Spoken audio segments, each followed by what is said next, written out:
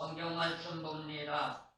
사도행전 10장 34절에서 35절 말씀, 신약성경 205쪽, 사도행전 10장 33절에서 34절에서 35절 참고해서 올립니다. 베드로가 입을 열어 가로되 내가 참으로 하나님은 사람의 외모를 취하지 아니하시고 각 나라 중 하나님을 경외하며 의를 행하는 사람은 하나님이 받으시는 줄 깨달았도다. 아멘. 오늘 성경 말씀 사도행전 10장 34절에서 35절 말씀은 베드로가 이방인인 고넬료 가정에 가서 예수님의 말씀을 증거하기 위하여 고넬료 가정에 온 전제 목적을 말해주고 있는 것을 보게 됩니다. 하나님은 우리들의 외모를 취하지 않고 중심으로 하나님을 경외하며 하나님을 따라 살아가는 자에게 축복 주시는 분이라는 것을 가르쳐 줍니다. 그렇다면 저희들도 이제 열려진 2023년 한 해가 벌써 셋째 주를 맞이했습니다. 이제는 지나간 2022년은 완전히 과거로 묻어야 합니다. 작년에 생각은 하지 말고 이제 열려진 2023년을 우리는 어떻게 복된 한 해로 만들어가며 하나님이 주시는 축복을 받아서 정말로 우리가 하나님 앞에 영광을 돌리면서 사람들에게도 믿는 자로서 보여주는 삶으로 복된 생활을 할 것인가를 우리는 생각해야만 될 줄로 믿습니다. 그렇기 때문에 오늘 성경 말씀에서도 마찬가지입니다. 베드로는 고넬료 가정을 갈 때 예수님에게 이렇게 말을 했습니다. 나는 부정한 음식을 먹은 적이 없다 라고 말을 했지만 예수님은 내가 부정하지 않다고 하는데 네가 왜 부정하다고 하느냐. 그러면서 이방인인 고넬료 가정을 가서 복음을 증거하라고 말씀하셨을 때 베드로는 순종하고 고넬료 가정에 가서 복음을 증거하면서 오늘 본 말씀을 통하여 이렇게 말해주고 있는 것을 보게 됩니다. 지나간 과거가 어찌됐던 작년 상계 어찌됐던 세상이 어떻게 들어가든 다른 교회가 어떻게 살아가든 다른 교회에 다니는 성도들이나 또한 교인들이 어떤 신앙생활을 하든 그거 바라볼 필요 없고 거기에 집착할 필요 없고 우리는 본 말씀에서 베드로가 예수님을 통해서 들려주는 말씀처럼 우리는 하나님 앞에 올바로 들어가기만 하면 금년 한 해도 복된 한 해가 되어질 줄로 믿습니다. 항상 제가 말씀드리는 이야기지만 예수 믿는 사람의 복은요 세상의 물론적인 다시 말해 물질적인 복이 아니라고요. 세상의 물질적인 복은 우리나라 옛 어른들로부터 내려온 기복사상이에요. 예수 믿는 사람은 기복사상의 복을 받는 게 아닙니다. 그렇다고 기복사상의 복을 무시하는 것도 아닙니다. 그렇다면 우리는 순서를 알아야 돼요. 복을 받는 순서를 알아야 하는데 세상적인 기복사상의 복도 받을 수 있는데 그 복을 받는 비결이 하나님과 나와의 관계부터 먼저 맺어 나가라는 거예요. 그래서 하나님 안에서 복 받는 것 그게 뭐예요? 항상 제가 말씀드리지만 생명 구원받고 천국 가는 복이에요. 그 복부터 받으면 세상에서 말하는 기복적인 사상, 물론 물질적인 복도 더불어 받는 역사가 나타나는 줄로 믿습니다. 그래서 오늘 성경 말씀의 주제를 저는 이렇게 잡았습니다. 복된 자의 2023년 2023년 우리에게 복된 한 해가 되어져야 되는 줄로 믿습니다. 2023년 신년의 문이 열린 1월 1일이 예년과는 달리 거룩한 성일의 주일 예배로 우리는 2023년 한 해의 문을 열었습니다. 그리고 오늘 셋째 주일을 맞이해서 오늘 본 말씀 사도행전 10장 34절에서 35절에 베드로가 고넬료 가정에 가서 복음을 증거하는 이 말씀이 우리에게 복된 역사가 이루어질 줄로 믿습니다. 그렇다면 우리는 금년 한 해를 복된 한 해로 열어가기 위해서는 과연 어떻게 해야 할 것인가? 한 번쯤 생각해 봐야겠죠. 세상을 살아가는 사람이라면 믿는 자든 믿지 않는 자든 복이라는 걸 싫어하는 사람은 아무도 없습니다. 하지만 그 복이라는 개념이 어디에 근거해서 성립되는가를 우리는 바로 알지 못하면 믿는다고 말하지만 세상적인 기복사상에 얽매여서 진정한 생명의 구원의 길로 들어갈 수 없단 말입니다. 이유가 뭘까요? 기복사상은 육신적입니다. 영적인 삶이 아닙니다. 그래서 육신적인 삶을 사는 소욕에 사로잡히면 제가 항상 말씀드리지만 로마서 8장 7절 말씀을 볼 때 하나님과 원수가 된다고 했습니다. 그렇다면 결국 축복이 아니죠. 오늘 본 말씀을 보더라도 예의는 아닙니다. 하나님은 일적인 현상을 본 분이 아니라고 했습니다. 하나님을 경외하면서 의를 행하는 사람에게 복된 길이 열려질 것을 말해줍니다. 그렇다면 여기서 일적인 현상이 뭐예요? 기복사상, 세상적인 물질을 말하는 거예요. 세상의 물질을 많이 소유했다고 마음이 변하는 게 아닙니다. 부자가 됐다고 명예 권세자가 됐다고 인격이 변하는 게 아닙니다. 세상은 아무리 잘났다, 아무리 똑똑하다, 아무리 위대하다 할지라도 인간 죄악의 성품 그대로를 가지고 있습니다. 그렇다면 그것 가지고는 구원의 길로 들어갈 수가 없죠. 우리 예수 믿는 사람은 세상의 명예, 권세, 물질, 부귀, 영광 가지고는 구원받을 수가 없다는 것 우리는 분명코 알아야 합니다. 그것은 일적인 것이기 때문에 그러나 오늘 성경 말씀을 통해서 베드로가 말하는 것처럼 하나님을 경외하며 의를 행하는 자, 내적인 면이 변화된 자, 이것은 예수님이 함께하는 길밖에 없습니다. 성령을 받고 성령에 의하여 우리가 나아갈 때 우리는 나도 모르는 사이에 변하여 진리의 말씀대로 살아가는 삶이 되어지는 줄로 믿습니다. 그렇다면 오늘 본 말씀 배경을 볼 때 이방인은 이달라야 군대 장관은 백부장 고넬료 하나님과 베드로의 관계 성립을 통하여 우리 믿는 자들에게 어떠한 신앙의 삶을 살아갈 것인가를 가르쳐주고 있습니다. 여기에는 누구보다 고유학식하는 자가 누구예요? 오늘 본 말씀에서 말하는 고넬료예요. 그는 군대 장관 백부장입니다. 로마인입니다. 세상에 날아가는 태도 떨어뜨릴 수 있는 권력을 가지고 있습니다. 그런가 하면 베드로는 한낱 시골 무지렁이 어부에 불과합니다. 단지 예수를 믿어 복음을 증거하는 예수님의 제자일 뿐입니다. 세상적으로 보면 베드로는 아무것도 아닙니다. 별 볼일 없는 존재입니다. 그런데 놀라운 게 뭘까요? 예수는 베드로를 통하여 고넬료 가정에 보냈습니다. 그리고 고넬료는 베드로를 예수님의 역사 속에 초청을 했습니다. 이것이 바로 복받는 비결이라는 거죠. 예수 믿는 사람들의 복받는 비결은 사람들을 볼 때 일적인 모습을 보지 말라는 거예요.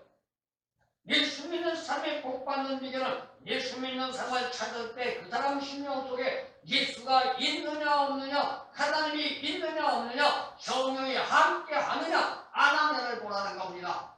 교회를 찾아가는 것도 마찬가지입니다. 교회 건물이 아름답고 웅장하고 멋있다고 내부적인 내적 인테리어가 고대 광실처럼 꾸몄다고 하나님이 함께하는 게 아니고 예수님이 계시는 것이 아니고 성령이 역사하는 것이 아니라 예배를 드리기 위하여 올라간 성도의 심령 속에 하나님이 함께하는 자들이 모인 것이 하나님이 함께한 것, 그것이 교회라는 것입니다.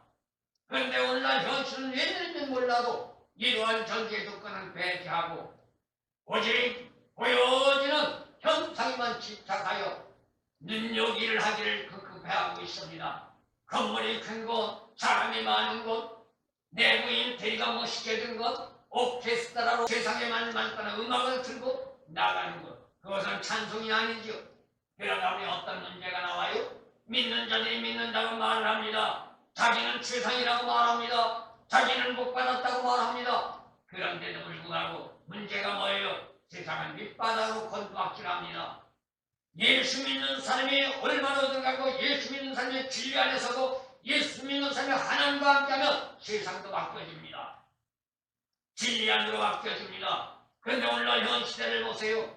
세상은 진리보다 더 엄청난 밑바닥으로 곤두박질하고 있습니다. 예수 믿는 사람은 세상의 사람보다 더 못된 짓거리하고 죄짓고 있습니다. 그러니 하나님이 떠나실 수밖에 없는 거죠. 하나님의 징계의 채찍을 들 수밖에 없는 것이죠. 이유가 뭘까요? 육신적인 것보다 생명 구원의 복을 사모하지 않고 세상에 매료되어 세상의 삶은 최선이라고 생각하며 영적인 문제보다 병이하기는 철학적인 학문에 매료돼서 오늘날 대다수가 목사님들이 설교를 한다고 말하지만 설교가 아닌 강의, 자기의 자신 자랑이 많이 나오고 남을 상대하는 비방과 멸시와 참대와 판단이 판을 치는 시대, 이러한 전제 조건 속에 하나님이 역사하지 않습니다. 그런데 오늘 성경 말씀을 보면 이 15절을 볼 수가 있습니다. 마침 베드로가 들어올 때 고넬료가 맞아 발 앞에 엎드려 절하니 놀라운 역사지요. 노아의 군대장관 백부장, 명예 권세를 한 몸에 누리고 부귀 영광을 한 몸에 누리며 고넬료의 말 한마디라면 군사가 왔다 갔다, 그러한 역사의 권위를 가지고 명예 권세를 가진 백부장 고넬료가 한낱 무전행과 같은 갈릴리 어부 출신 베드로에게 무릎을 꿇고 절을 했단 말입니다.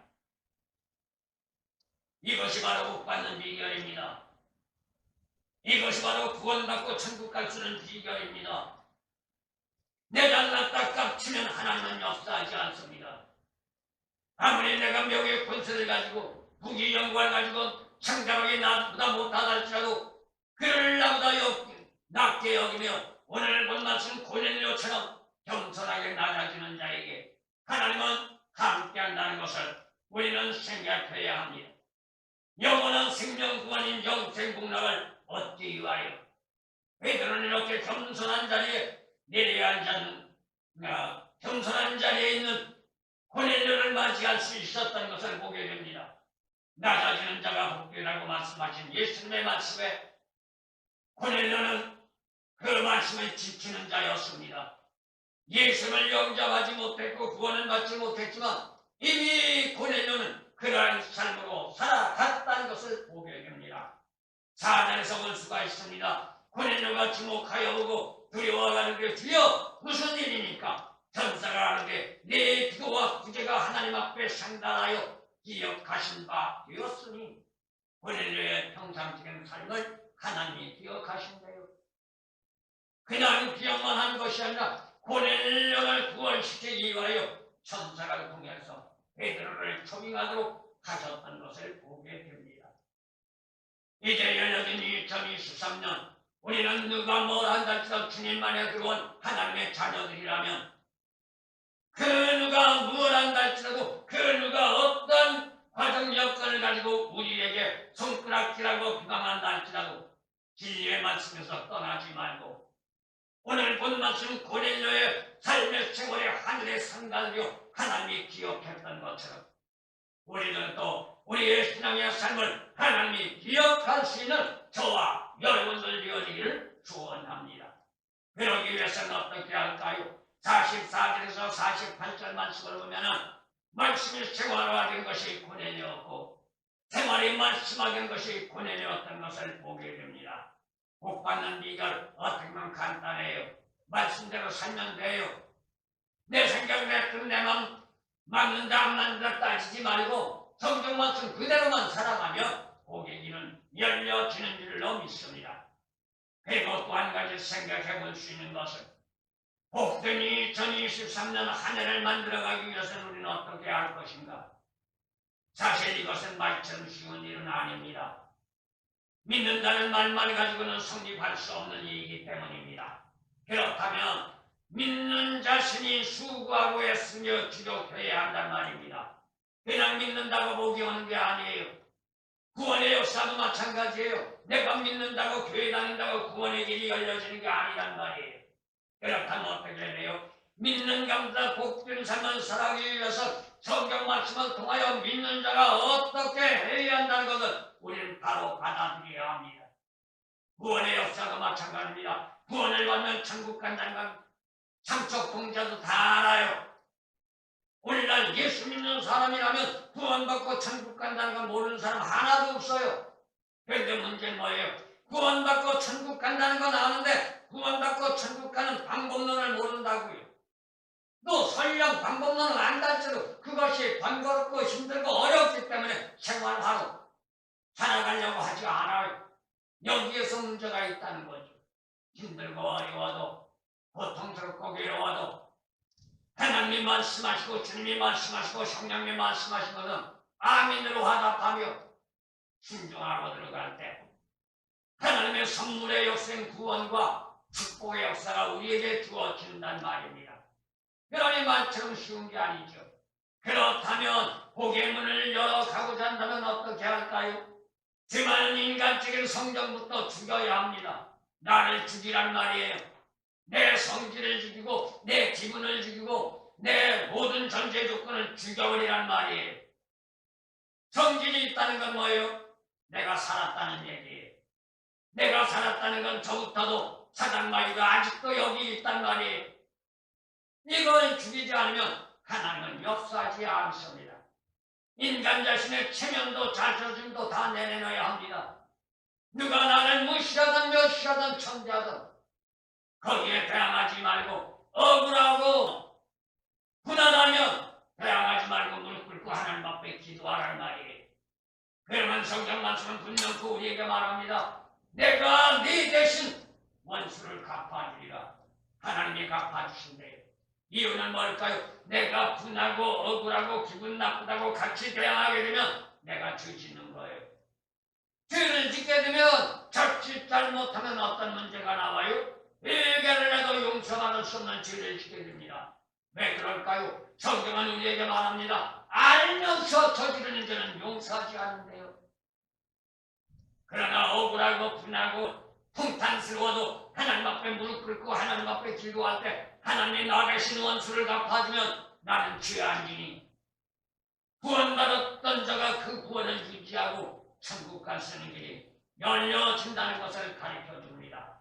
그러니 체면도 자존심도 다 내려놓으라는 거예요. 그리고 겸허하고도 겸손한 자세로 나아가야 합니다. 겸손이 뭐예요? 오늘날 대다수 사람들이 말합니다. 겸손해야 한다. 겸손해야 한다. 말들은 많이 합니다. 그런데 겸손의 의미를 몰라요. 겸손은 뭘까요? 나보다 못한 자를 나보다 낮게 여기는 게 겸손이에요. 그런데 오늘날 대다수는 겸손 말하면 뭐라고 해요? 나보다 나은 자에게 가서 굽시는 거니까 겸손이라고 해요. 그건 겸손이 아니에요. 그건 아부예요.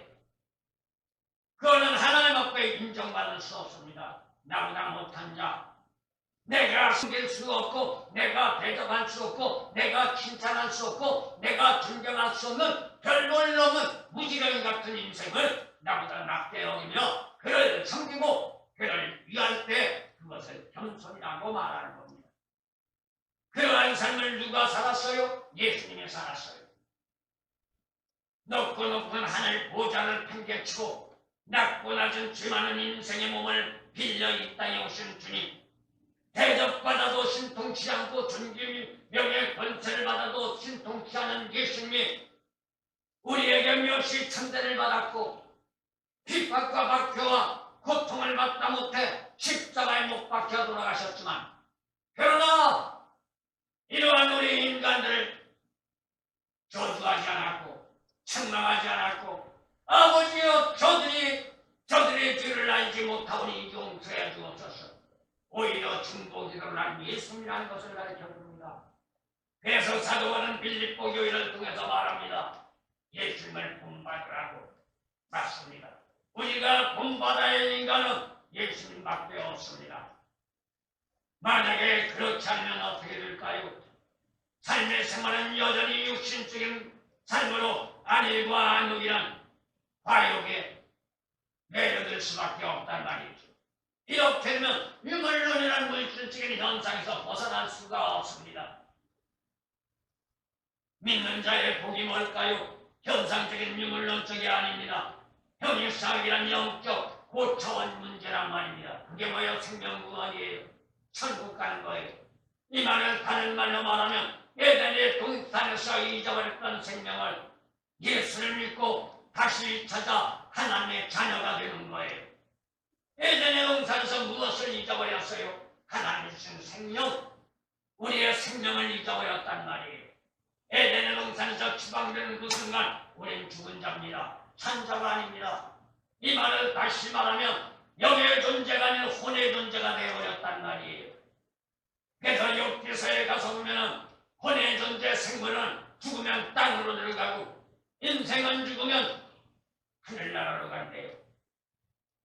인생이 뭐예요? 살아있는 자를 인생이라고 말하는 거예요. 죽은 자를 인생이라고 말하지 않아요. 사람인자 날생자 살아있는 사람을 인생이라고 말하는 겁니다.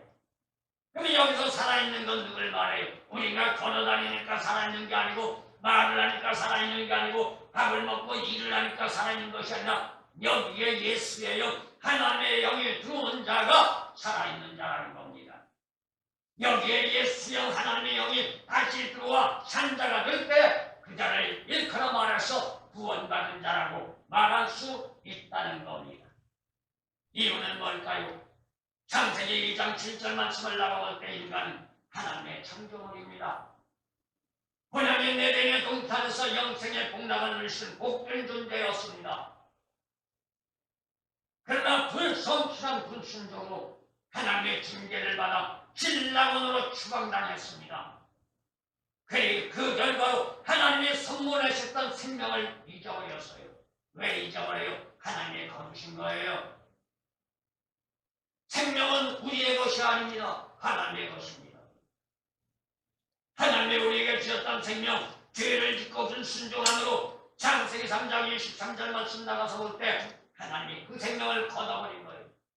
그건 내 거야. 내가 다시 내 것을 만들 거야. 그래도 걷어버린 거예요. 그 결과로 우리는 생명을 잊어버렸습니다. 생명을 잊어버렸으니 살았던 자가 죽은 자가 된 것이죠. 그런데 예수를 믿는 신앙은 죽은 자가 산자로 변화되기 위해서 예수를 믿자는 거예요.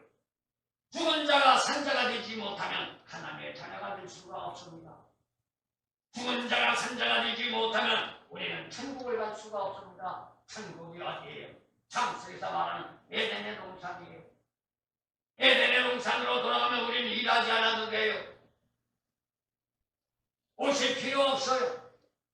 그냥 기쁨과 즐거움을 가득해요. 먹을 게 풍년이에요.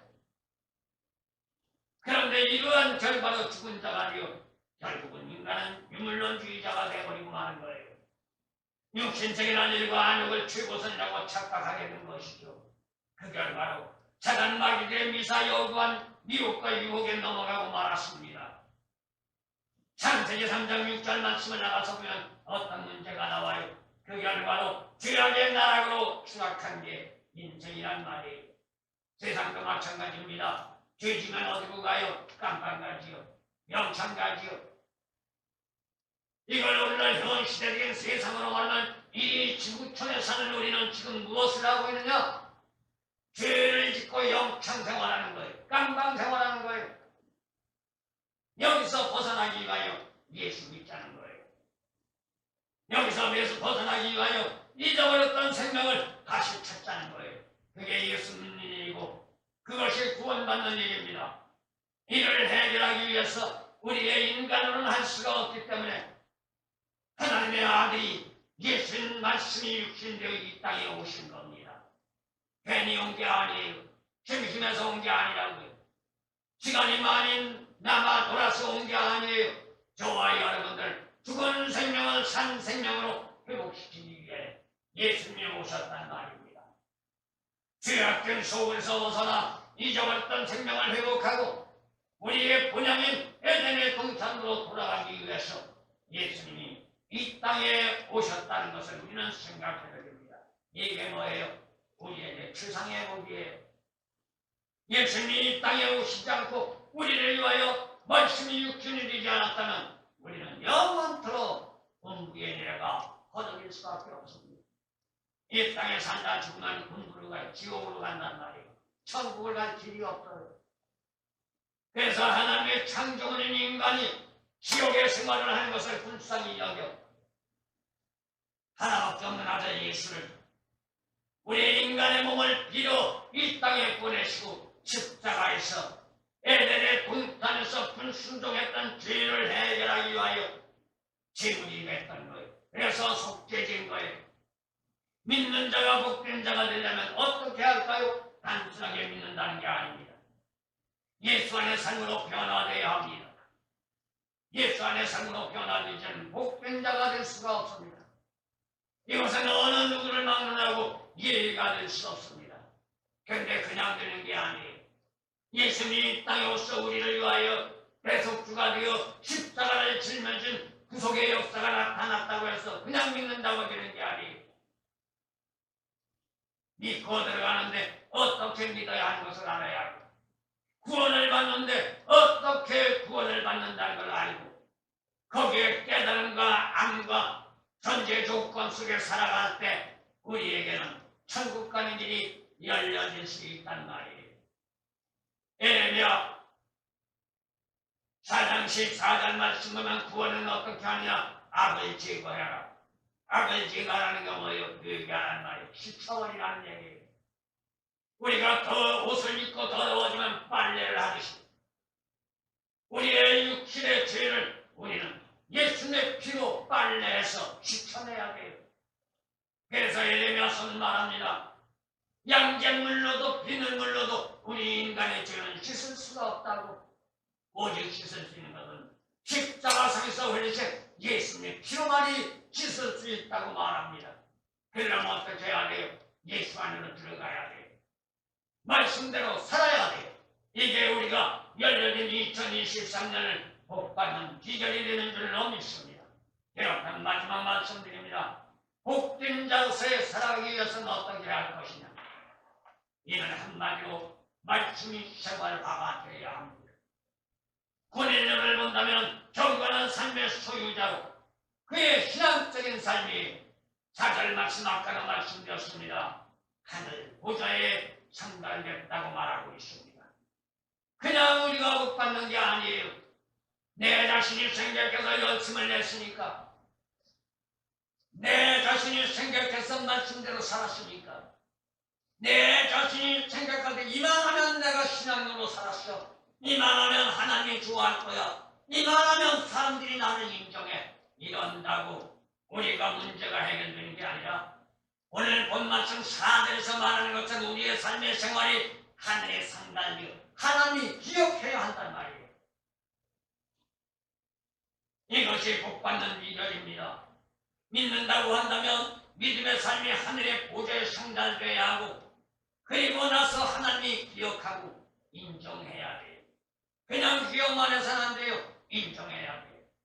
그러려면 어떻게 해야 돼요? 하나님을 사모하며 하나님을 경외해야 돼요.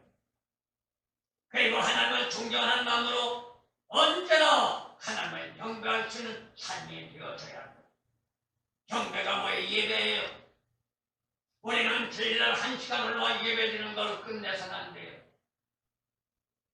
우리의 삶 전체가 예배의 삶이 되어야 합니다. 그래서 주일날 올라와서 예배드리는 삶은 어떤 삶이냐? 주일날 올라와서 1시간 동안 목사님을 통하여 말씀드린 그 말씀을 붙잡고 다음 주일날 올라와 예배를 드리는 순간까지 그 말씀을 지켜나갈 때 그것이 온전한 예배의 삶이라고 말할 수 있는 겁니다. 그래서 2절과 4절 말씀을 볼 때 삶의 생활이 말씀화되어야 할 것을 우리에게 가르쳐줍니다. 그렇다면 고넬료는 어떤 삶을 살았을까요? 경건한 삶이었습니다. 여기에서 경건한 삶이란 뭐예요? 말씀의 생활이었다는 것을 가르쳐줍니다. 그리고 구제하는 삶이었습니다. 나보다 못한 삶을 돌아볼 수 있는 삶이었습니다.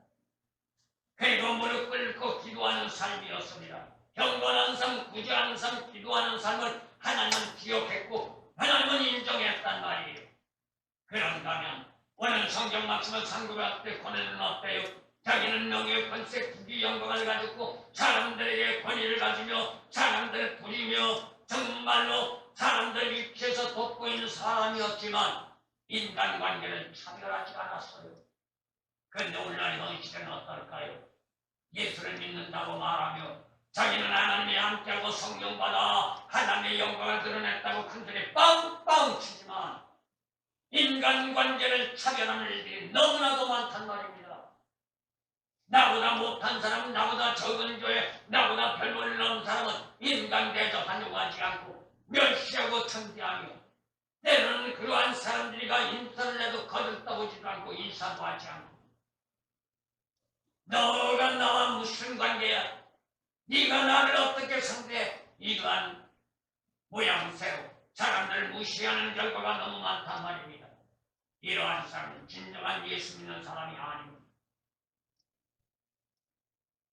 고넬료는 자녀가 깊은 자입니다. 진중하게 상대방을 대하는 자입니다. 그리고 누가 됐든 간에 존중하는 사람이었습니다. 그래서 25절 말씀 보니까 베드로를 자기보다 낮게 여기고 머리 숙이고 무릎 꿇을 줄 아는 사람이었던 겁니다. 그야말로 겸허하고도 겸손한 자였습니다. 그래서 시편 30편 1절에서 6절 말씀을 보면 뭐라고 말했을까요? 하나님을 경외하며 신뢰하는 자는 복된 자다. 복을 받는 자가 누구라고요? 하나님을 경외하고 하나님을 신뢰하는 자. 여기서 경외하며 신뢰한다는 건 무슨 말일까요? 단순하게 믿는다거나 맹목적으로 상대방에게 잘 보이려고 하는 것이 아니라 성숙한 삶의 생활로 고약하면서 인간적인 인격의 삶이 되기를 주력하는 사람. 그래서 로마서 2장 23절에서 말합니다. 모든 사람이 죄를 범하였음에 하나님 영광이 이르지 못하더니 라고 말합니다. 인간은 너나를 막론하고 예수님이 함께하고 성령이 역사하지 않으면 겸손할 수가 없어요. 모두가 다 죄인이고 죄인이란 말은 사단 마귀의 사슬에 묶여있기 때문에 겸손할 수가 없단 말이에요. 그래서 예수는 말씀하십니다. 너희가 돌이켜 어린아이가 되지 않으면 결단코 천국에 들어가지 못한다고. 뭘 말해요? 마태복음 18장 3절 겸허하게 낮아지는 자, 어린아이 같은 마음의 자세. 어린아이도 싸울 수 있습니다. 어린아이도 문제를 일으킬 수 있습니다. 그러나 어린아이는 싸웠다 할지라도 문제를 일으켰다 그걸 길게 가지고 있지 않습니다. 그런데 어른들은 어때요? 내 마음에 안 든다고 마음이 한번 오그라지면 풀 줄 모르잖아요. 저부터도 이해가 아닙니다. 내 마음에 안 들면 그걸 가지고 내니다. 이게 문제라는 거지요. 그래서 고넬료도 이러한 복된 삶을 성립하기 위하여 어떤 문제가 나왔느냐. 오늘 성경 말씀 배경을 볼 때 이 전한 베드로를 초청한 겁니다. 물론 하나님의 역사가 있었지만 아무리 하나님의 역사가 있었다 할지라도 고넬료가 하나님의 역사에 순종하지 못했다면 이러한 역사는 일어나지 않았겠죠. 오늘날 현실은 어떤가요? 하나님의 역사에도 내 마음에 안 든다고, 상황 여건이 안 맞는다고, 바란스가 안 맞는다고 배척하는 경우가 얼마나 많아요. 그 10년 속에 그들이 볼 때 별 볼 일 없이 초라하기 때문에 하나님의 영이 함께하고 하나님의 음성을 들려주려 하지만 이쪽의 모양새를 보고 멸시하고 천대하며 말을 들으려고 하지 않은 것이 오늘날 현 시대가 되어버렸단 말입니다. 그래서 우리는 어떻게 할까요? 세상이 어떻게 흘러가든, 다른 교회가 어떤 신앙의 생활을 하든, 다른 신앙인이 어떤 삶으로 살아가든 우리는 그러한 전제 조건에 개념치 말입니다. 오늘 본 말씀 고넬료처럼 베드로처럼 말씀에 순종하여 나보다 못하다 할지라도, 나보다 별 볼 일 없다 할지라도 나보다 나쁘게 여기며 하나님의 말씀에 순종하고 무릎 꿇고 들어갈 때 하나님은 역사하시는 축복이 주어지는데, 오늘 고넬료는 궁극적으로 엄청난 축복이 나옵니다.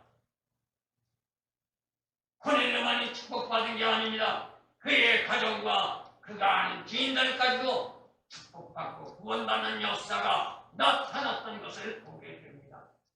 이제 열려진 2023년 셋째 주를 맞이하여 오늘 본 말씀 고넬료의 신앙관을 우리가 다시 한번 기억하고 우리의 심령 육비에 새기면서 우리는 또 어떠한 상황이 없거니는 간에 고뇌와 같은 신앙만으로 금년 안에 하나님 앞에 무릎 꿇고 기도하며 겸허한 자세로 말씀 받아들이고 나아간다면 힘들고 어려운 시대, 경제가 밑바닥을 치는 시대가 할지라도 하나님이 책임져 주실 것이고 나아가는 길을 열어 근상 초마와 같은 복된 역사로 많은 사람들에게 돋보이는 아름다운 역사가 저와 여러분들에게